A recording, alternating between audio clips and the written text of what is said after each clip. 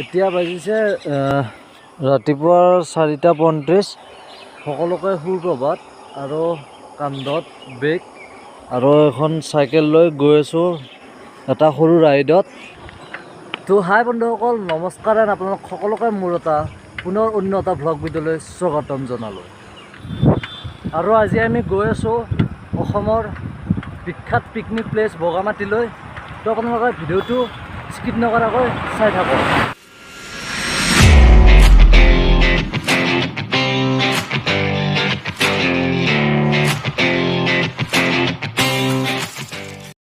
আৰু এতিয়া আমাৰ যাত্ৰা আৰম্ভ।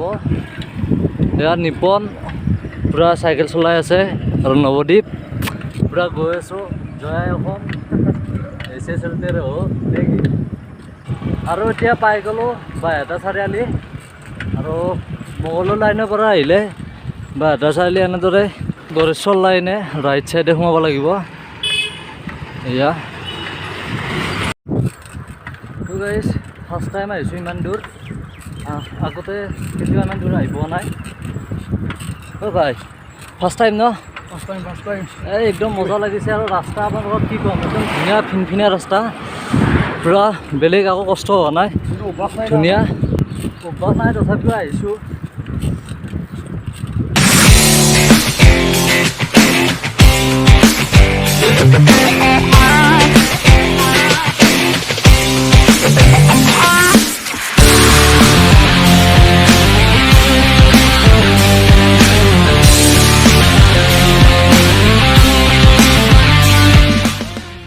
আহি পালোঁ গৰেশ্বৰ আৰু ইয়াতে অলপ ৰখি দিছোঁ। আৰু এইখন ৰন্ধন ৰেষ্টুৰেণ্টত কিবা এটা খাই লওঁ।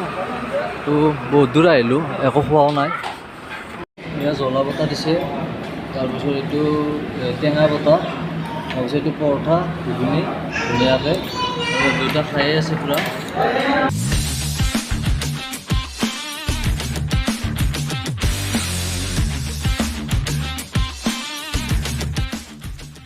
গাইজ, ইমান দূৰ আহিলোঁ চাইকেল চলাই তো আহি ইয়াতে দাদা এজনক সুধিলোঁ।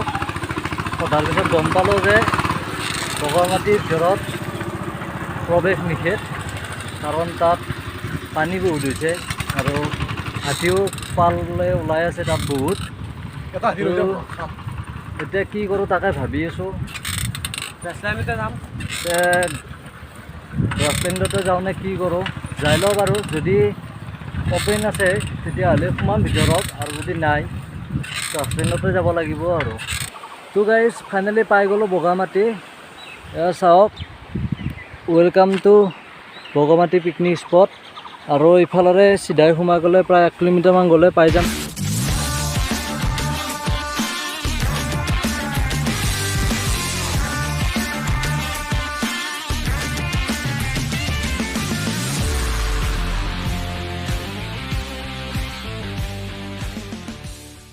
ইমানখিনি দূৰ আৰু কষ্টৰ ফলত আহি পালোঁ ফাইনেলি বগামাটি।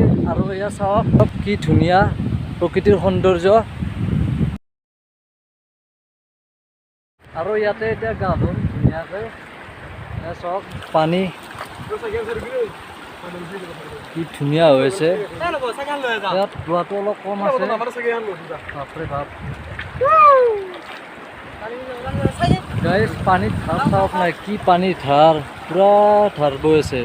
বাৰিষা ছিজন, পূৰা পানীটো পূৰা বাঢ়ি গৈছে। পূৰা ই গা ধুব এতিয়া ধুনীয়াকৈ। আৰু ই ফটো মাৰাত ব্যস্ত, দুটা মাৰা ধুনীয়াকৈ ফটো মাৰা। পানী চাওক না, কি ধাৰ পানী।